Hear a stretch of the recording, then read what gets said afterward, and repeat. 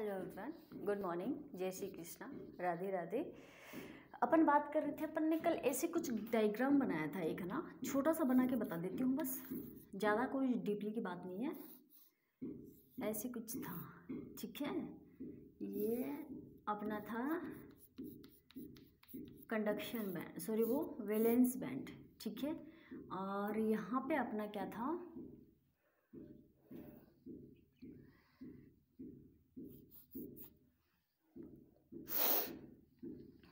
यहाँ पे अपना था कंडक्शन बैंड, ऐसे कुछ था, ठीक है।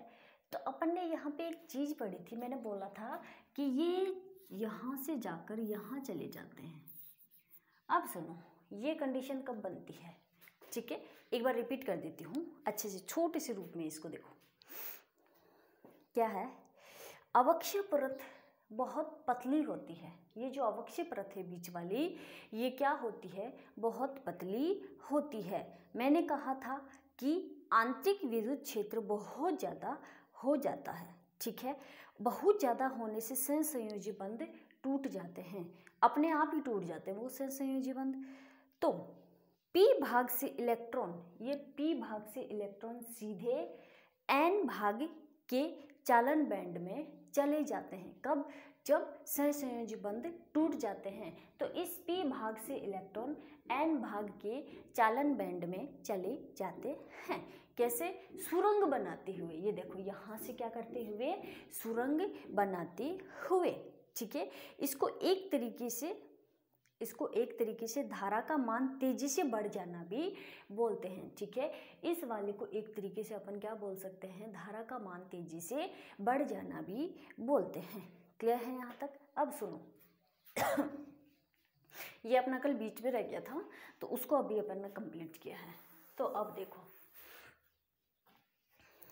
एक अपन ग्राफ लेते हैं। पढ़ क्या रहे हैं अपन? Zener diode. जेनर डायोड किस में रहता है? पश्च बायस में रहता है, ठीक है। ये अपनी क्या है, करंट है, और ये अपनी क्या है, वोल्ट है, ठीक है। अब सुनो, करंट और वोल्टेज बढ़ने से पहले तो क्या करते हैं अपन, ये जो वोल्टेज है इसको बढ़ाते हैं, ठीक है। पर जब अपन वोल्टेज बढ़ाएंगे तब इस करंट का मान कुछ देर तक तो क्या चलता रहेगा, कांस्टेंट वैल्यू की तरह चलता रहेगा। देखो, जब अपन ने इस वोल्टेज को बढ़ाया, ठीक है, तो करंट का मान कुछ टाइम तक तो क्या चलता रहेगा, कांस्टेंट चलता रहेगा, ठीक है। यहां तक मान लो कि ये कांस्टेंट चलता रहा। अब क्या किया, फिर जब अपने द्वारा लगाया गया विद्युत क्षेत्र ज्यादा हो जाता है, देखो स्टार्टिंग से सुनना, अपन ने वोल्टता को बढ़ाया थोड़ा सा, तो स्टार्टिंग में तो इस करंट का वैल्यू कांस्टेंट चलती रहेगी, ठीक है। पर जब अपन ने फिर विद्युत क्षेत्र को बढ़ाया, तो विद्युत क्षेत्र बढ़ाया तो अंदर वाला और ज़्यादा प्रबल हो गया, ठीक है। जब अपन ने विद्युत क्षेत्र को बढ़ाया तो अंदर वाला विद्युत क्षेत्र जो है वो और भी ज़्यादा क्या हो गया, प्रबल हो गया। तो अचानक से 1 वोल्टता पर धारा तेजी से बढ़ जाती है। क्या होता है, अचानक से 1 वोल्टता पर धारा तेजी से बढ़ जाती है, ठीक है। सुनो, ये कब बढ़ेगी, ये धारा कब बढ़ेगी, जब अपन ने विद्युत क्षेत्र को बढ़ाया, ठीक है। विद्युत क्षेत्र तो पहले से ही प्रबल था, और अपन ने थोड़ा सा और विद्युत क्षेत्र को बढ़ा दिया तो वो और भी प्रबल हो गया। तो वोल्टेज पर एक निश्चित टाइम या फिर एक समय पर ये धारा इतनी तेजी से बढ़ जाती है, तो उस वोल्टता को अपन क्या कहेंगे, भंजन वोल्टता। तो इस पॉइंट पर जो वोल्टता बढ़ी है उसको अपन क्या कह देंगे, V।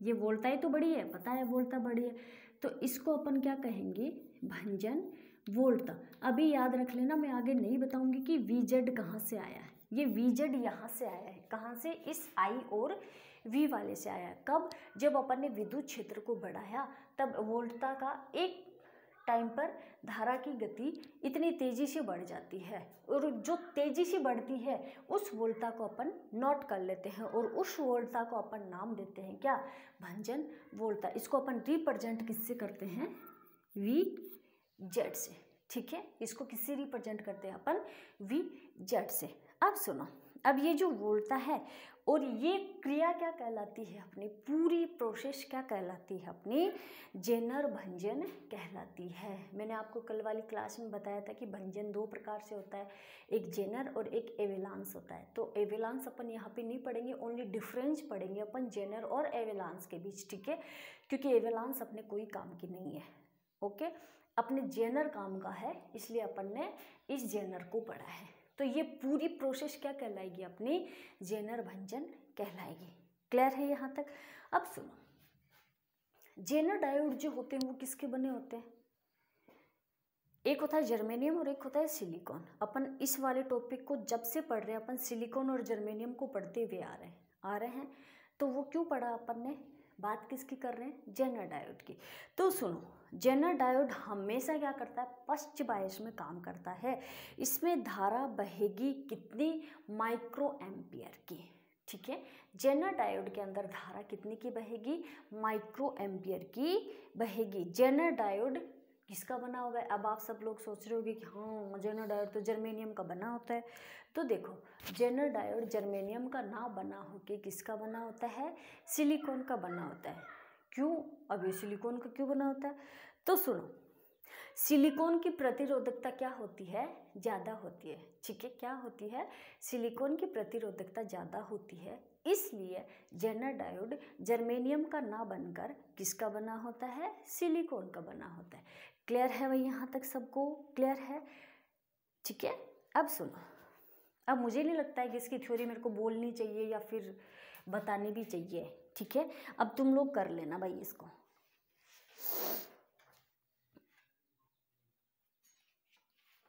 अब देखो, अपन बात करते हैं इससे आगे की।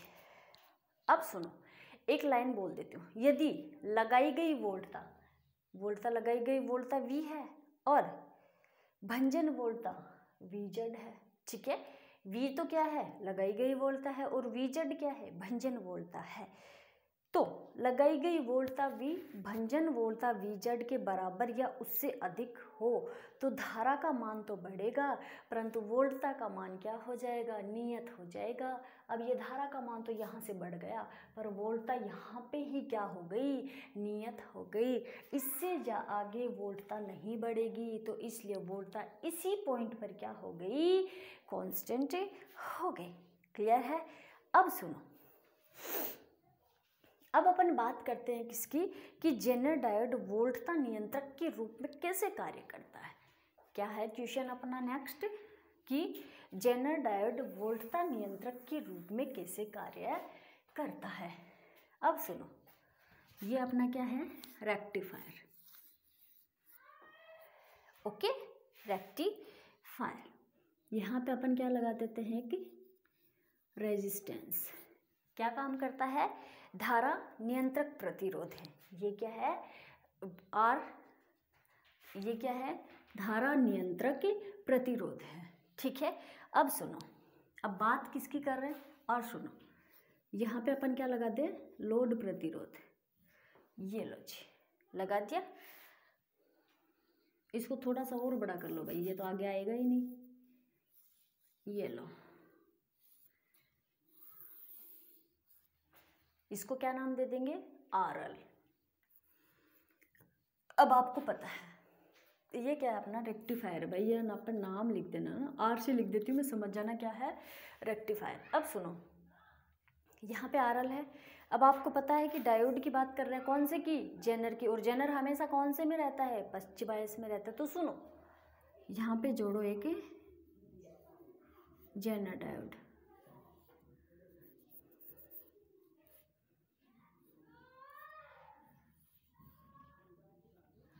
ओके। यही ऐसे कुछ सिंबल होता है ना, अरे हाँ ये ऊपर होता है ये नीचे होता है, क्या लफड़ा है यार। देखो अब बनाते हैं इसको,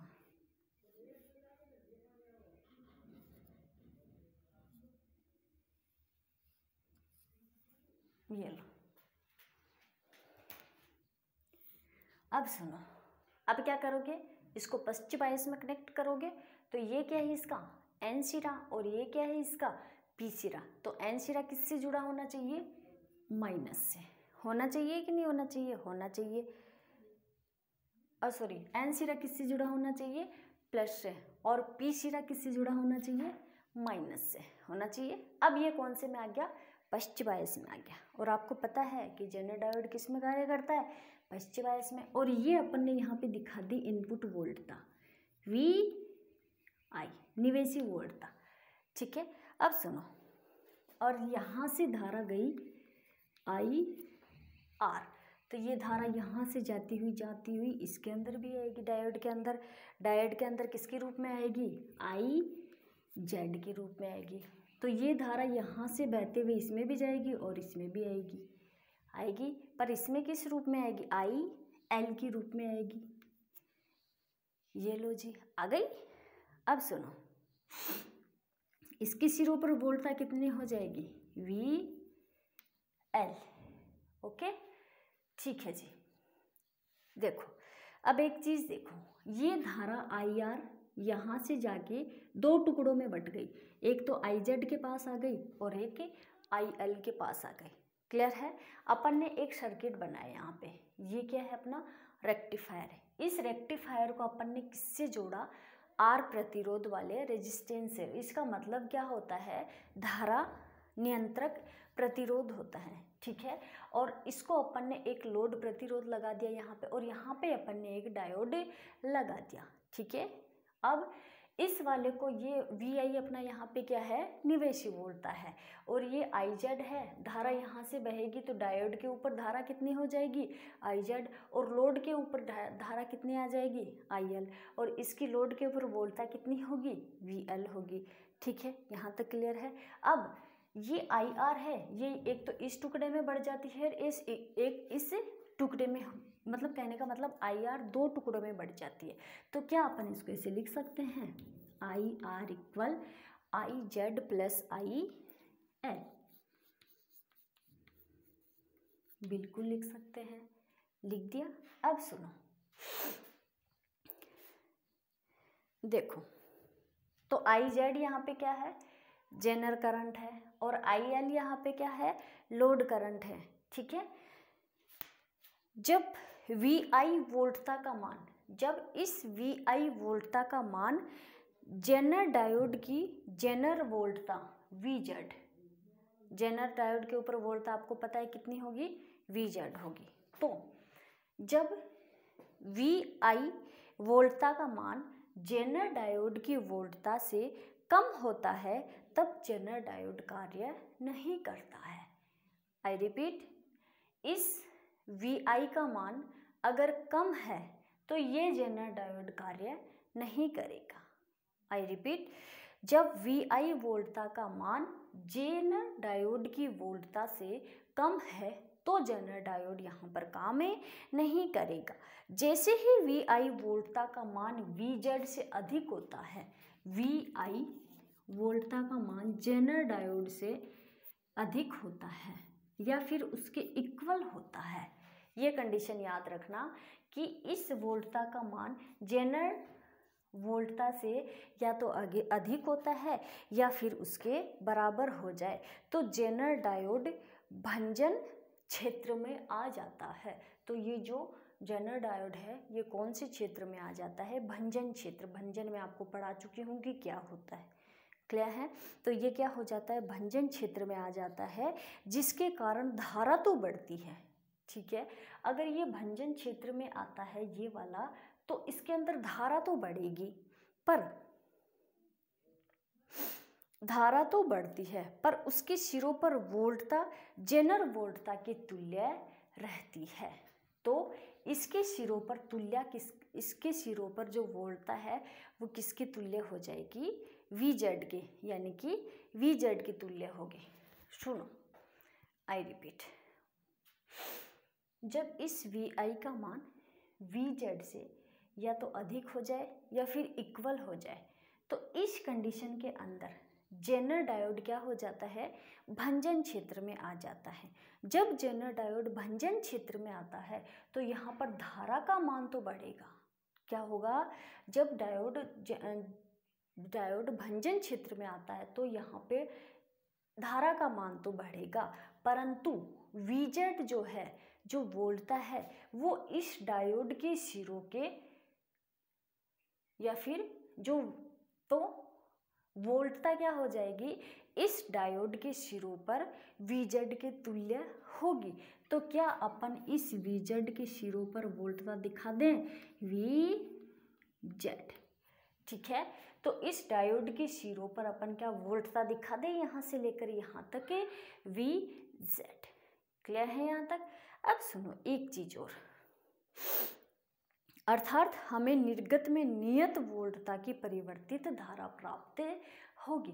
एक चीज और सुनो, यहाँ पे देखो, अपन ने जब ऐसे एक डायग्राम बनाया था, सॉरी वो ग्राफ बनाया था, ये V था और ये I था, तो ये एक मान पर बढ़ गया था ऐसे, ठीक है। तो Pz, अब इसकी बात करते हैं शक्ति की, इस डायोड की शक्ति की बात करते हैं। तो इस डायोड की शक्ति यानी कि Pz किसके इक्वल होती है, Vz और Iz। पता है ये डायोड है, इस डायोड के सिरों पर या फिर इस डायोड पे दो ही चीजें काम कर रही, कौन कौन सी, एक तो धारा Iz और एक वोल्टता Vz। तो ये क्या है, Pz, Z का मतलब जेनर, P का मतलब पावर, यानी कि जेनर डायोड की शक्ति क्या हो जाएगी, Vz Iz, ठीक है। इस जेनर डायोड की शक्ति जो है, ये अपन ने ये ऐसे धारा का मान तो बढ़ गया था अपना यहाँ तक, ठीक है। तो इसके अंदर करंट और धारा दोनों बहती है, तो इस वोल्टता या फिर इस पॉइंट पर जाकर अपनी कितनी शक्ति प्राप्त हो जाती है, अपने को Pzm, ठीक है।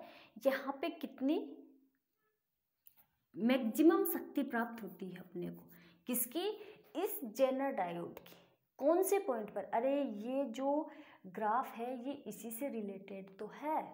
तो अपन ने ये ऐसी ग्राफ बनाया था, तो इस पॉइंट पर इस जेनर की शक्ति क्या हो जाती है, मैक्सिमम हो जाती है। क्या हो जाती है, मैक्सिमम हो जाती है, जिसको अपन लिख सकते हैं Pzm, मैक्सिमम जेनर पावर, ठीक है। इसको अपन बोलते हैं पावर रेटिंग, ठीक है। एक तरीके से इसको अपन बोलेंगे भंजन। तो ध्यान से देखना, इस जेनर की जो शक्ति होती है वो इस वाली शक्ति से ज़्यादा नहीं होनी चाहिए। क्या, इस जेनर की जो शक्ति है ये वाली Pz, ये इस वाले Pzm से ज़्यादा नहीं होनी चाहिए। अगर इससे ज़्यादा हो गई तो जेनर क्या हो जाएगा, उड़ जाएगा, फट जाएगा, ठीक है। इसलिए इस जेनर की ये वाली शक्ति इससे कम ही होनी चाहिए, इससे ज़्यादा कभी नहीं होनी चाहिए। क्लियर है यहाँ तक, सबको क्लियर है भाई यहाँ तक। चलो, आप लोगों को तो समझाने में ही क्लासेस निकल जाती है। देखो एक चीज़ और सुनो यहाँ पर क्या करें भाई, इलेक्ट्रॉनिक से समझाना तो पड़ता है। अब एक चीज़ और, अगर गलती से IR का मान बढ़ गया, क्या, अगर गलती से IR का मान बढ़ जाता है तो उसी अनुपात में Iz अपना मान बढ़ा लेता है। एक चीज़ सुनना, ये IR और ये Iz एक दूसरे के क्या होती हैं, तुल्य होती हैं। अगर गलती से IR का मान बढ़ गया तो ये Iz भी अपना उसी अनुपात में मान बढ़ा लेगा, ठीक है। अगर IL अपना मान बढ़ाता है, क्या करता है, अगर IL अनुपात मान बढ़ाता है तो उस अनुपात में Iz अपना मान क्या कर लेता है, कम कर लेता है। एक देखना, एक रिलेशन बनता है यहाँ पे, सुनो अच्छे से, IR और Iz, इस IL को साइड में रख दो। अगर इसका मान बढ़ता है तो ये अपने आप को उस मान में अपने आप ढाल लेता है, अगर इसकी 2 एम्पियर की धारा बढ़ती है तो ये भी अपने आप में 2 एम्पियर की धारा बढ़ा लेगा। अगर इसके अंदर 4 एम्पियर की बढ़ती है तो ये भी अपने आप में 4 एम्पियर की धारा बढ़ा लेगा। अगर ये अपने आप में 2 है, इसकी तो 2 एम्पियर है, अगर ये अपने आप में, इसकी भी 2 एम्पियर है, अगर ये अपने आप में 2 एम्पियर और बढ़ाता है तो ये इससे क्या कर लेगा, कम कर लेगा। अगर ये बढ़ाता है तो ये इससे क्या कर लेगा, कम कर लेगा। ये दोनों तो तुल्य हैं और ये वाली कंडीशन अगर ये पॉजिटिव में है तो ये माइनस में रहेगा और ये माइनस में है तो ये पॉजिटिव में रहेगा। कहने का मतलब अगर आईजेन मैक्सिमम है तो आईएल क्या हो जाएगा, मिनिमम। अगर आईएल मिनिमम है तो ये क्या हो जाएगा, मैक्सिमम। मतलब ऑपोजिट चलेंगे दोनों। जैसे कि इक्वेशन लिखते हैं अपन, जैसे I R equal I L maximum plus अगर आई एल मैक्सिमम है तो आई जेड क्या हो जाएगा, मिनिमम।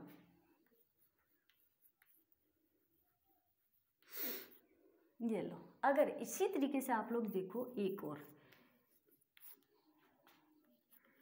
आई एल मिनिमम है तो आई जेड क्या हो जाएगा, मैक्सिमम। ठीक है, तो ये क्या था, अपना जेनर डायोड था। बस समझाना है, अगर समझ में आ जाए तो बहुत है, बाकी का कुछ नहीं। इस डायग्राम के अंदर आप लोगों को कितनी बातें देखनी है कि सबसे पहले तो इस वी आई का मान अगर इससे या तो बराबर है या फिर इससे बड़ा है तो क्या करोगे, यहाँ पे धारा का मान तो बढ़ेगा। और ये प्रोसेस क्यों कर रहे हैं, क्योंकि अपने को इस जेनर के सिरों पर वी जेड को लेके आना है।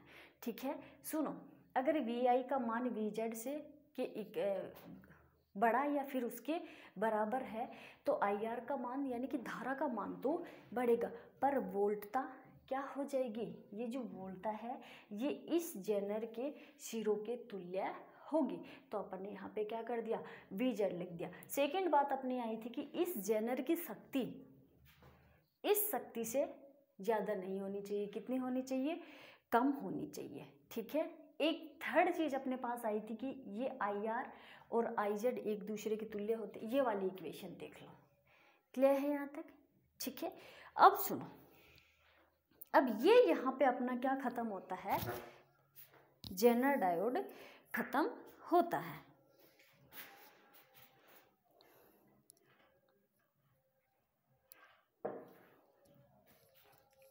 क्लियर है भाई यहाँ तक? अब अपन एक चीज और बात करेंगे। देखो, अपना नेक्स्ट टॉपिक है क्या, एलसी फिल्टर। क्या है अपना नेक्स्ट टॉपिक, एलसी फिल्टर। इसको भी देखो अपन एक इजीली तरीके से समझ लेते हैं, बाकी का कुछ नहीं है।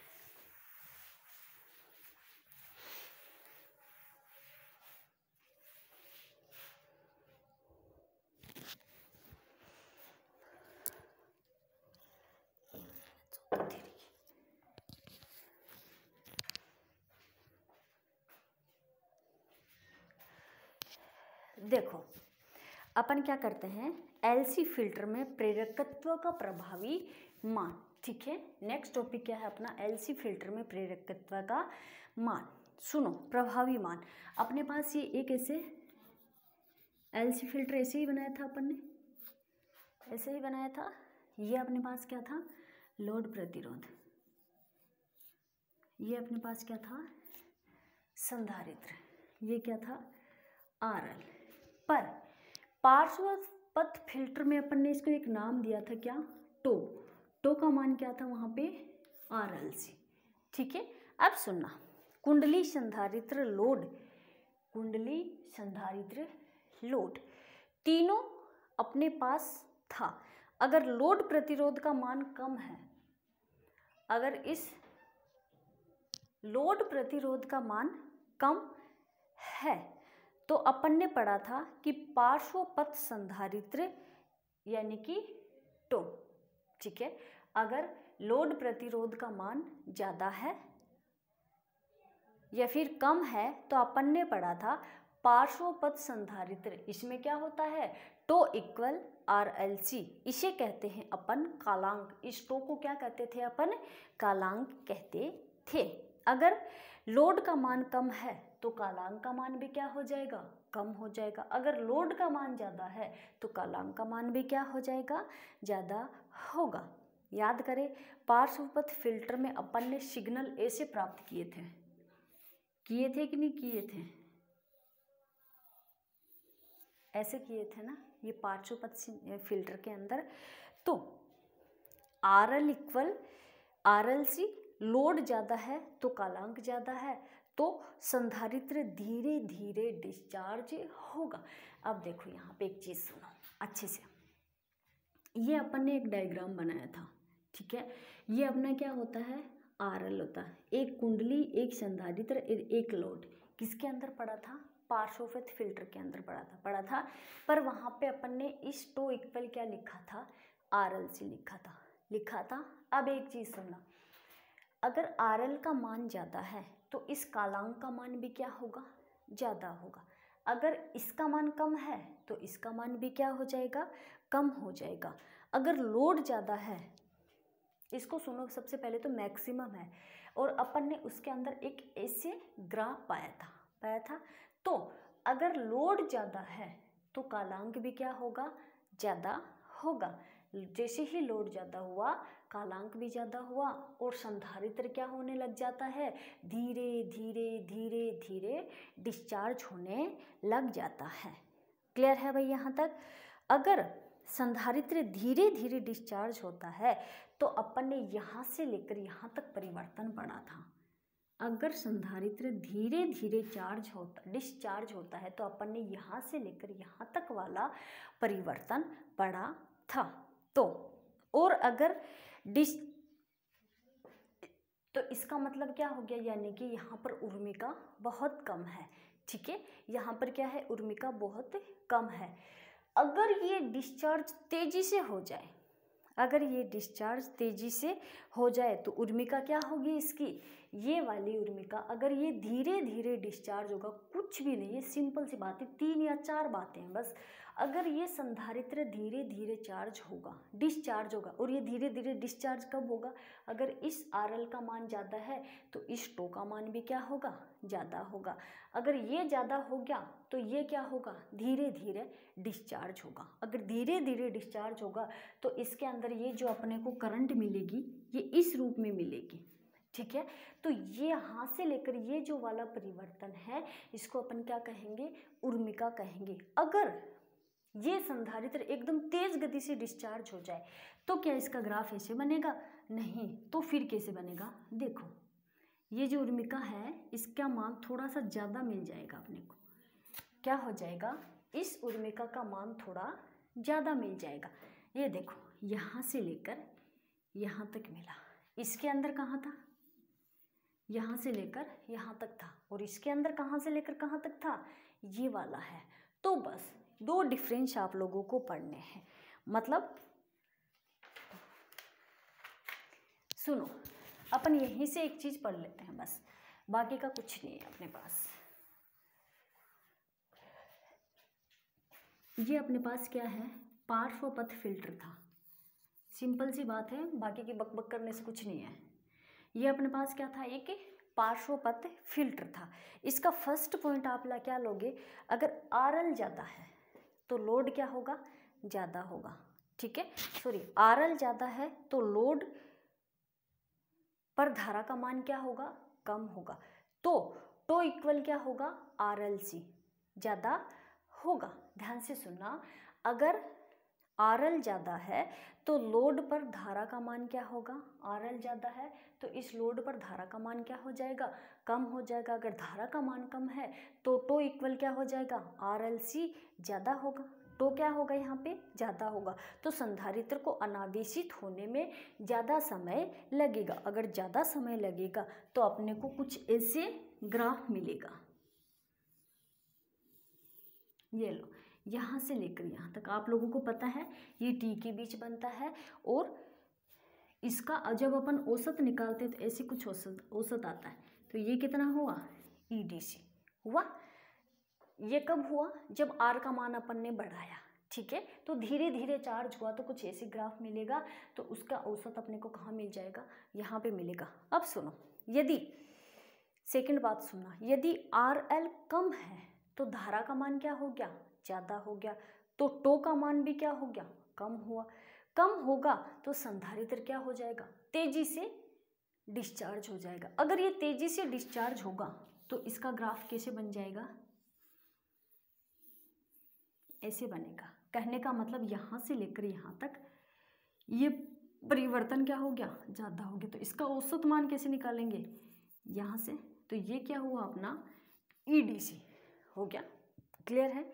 ये कंडीशन कब बनी, जब RL का मान ज़्यादा है तो टो का मान भी ज़्यादा होगा, तो संधारित्र धीरे धीरे डिस्चार्ज होगा, तब बनेगी। ये कब बनेगी, जब RL का मान कम है तो टो का मान भी कम है, तो संधारित्र क्या हो जाएगा, तेजी से डिस्चार्ज होने लग जाएगा। उसका ग्राफ ये है। अब सुनो, लोड करंट का मान कम मिल रहा है, ये लोड करंट है, तो लोड करंट का मान कम मिल रहा है, तब तो आपको DC ज़्यादा मिल रहा है। अब सुनो, अगर लोड करंट का मान अपने को ज़्यादा मिल रहा है, ठीक है, लोड करंट का मान जब अपने को कम मिल रहा है, यहाँ पे ये करंट ही तो शो कर रही है ना, तो जब अपने को लोड करंट का मान कम मिल रहा है तो DC क्या हो जाएगा, ज़्यादा मिलेगा। ये DC है, ये यहाँ से लेकर यहाँ तक मिल रहा है। कब, जब लोड करंट का मान कम हो रहा है। जब लोड करंट का मान ज़्यादा हो रहा है तो DC आपको क्या कर रहा है, कम मिल रहा है। तो देखो, अब एक चीज़ देख लो, इसकी DC ज़्यादा है और इसकी DC क्या है, कम है। क्लियर है यहाँ पे। तो DC कम मिल रहा है, इसका मतलब लोड करंट का मान निश्चित होना चाहिए। क्या होना चाहिए, इसका मतलब इस लोड करंट का मान अपने को निश्चित करना चाहिए, फिर निश्चित होना चाहिए, ताकि वोल्टता कम ना हो। उसी निश्चित मान को अपन क्या कहते हैं, क्रांतिक मान कहते हैं। ठीक है, उसी निश्चित मान को अपन क्या कहेंगे, क्रांतिक मान कहेंगे। अब सुनो, एक ग्राफ और मैं ओनली समझा रही हूँ आपको, कल नोट्स में मैंने सेंड कर दिया है, वहाँ पे समझ लेना, जो मैंने थ्योरी बोली है वो ही उसमें लिखी हुई है। ठीक है, तो देखो अपना यहाँ पे क्या था, EM था, ठीक है, और ये क्या है अपना IDC, और यहाँ पे क्या है अपना EDC। आपको पता है EDC अपने को कहाँ मिलता है, बीच में मिलता है एकदम। तो ये लो EDC और ये लो आपकी, इसको अपन क्या कहेंगे, क्रांतिक मान। क्रांतिक मान यानी IR। अब एक चीज़ सुनो आप लोग अच्छे से, कि मैंने ये ग्राफ क्या बनाया, ये क्या है यहाँ पे, IR क्या है यहाँ पे, क्रांतिक मान है। और EM आप जानते हो, द्वितीय कुंडली में मैक्सिमम वोल्टेज होती है क्या, EM, जिसको अपन ने यहाँ पे कर दिया। और ये EDC क्या है, EDC जब अपन ने ग्राफ बनाया था, देखो ये बीच का जो औसत मान निकालते हैं उसको अपन क्या बोलते हैं, EDC बोलते हैं। और इस साइड कौन सी है, IDC, यानी कि धारा। अब सुनो, यह है IR धारा, तो धारा जितने पीछे की ओर जाएगी ना, उतनी ही DC वोल्टता बढ़ेगी। अब एक चीज़ सुनो, ये IR है, ये IR यहाँ पर है, जैसे ही ये IR पीछे की ओर जाएगा तो इस